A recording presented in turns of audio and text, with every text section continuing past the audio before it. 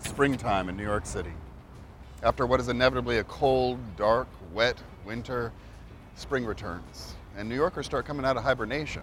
We start smiling again, and we come back to the parks, and I'd say an overall weight is lifted.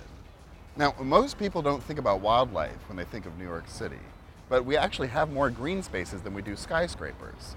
Mostly deciduous trees, too, which means that with the return of spring, color returns as well.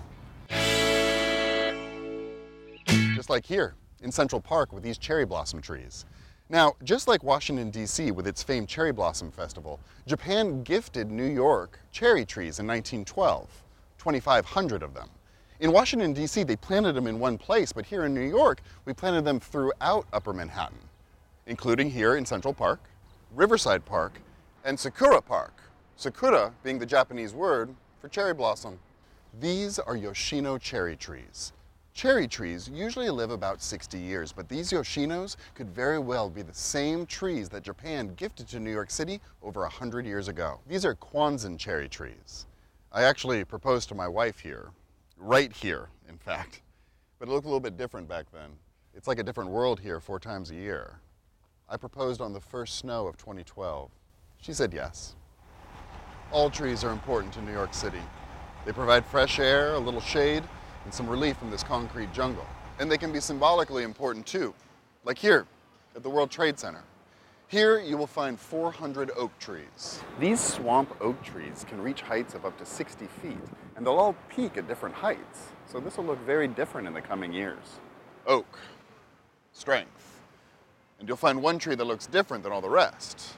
This is the survivor tree. It's the only tree to survive the attacks of 9/11. And the last life pulled from the rubble.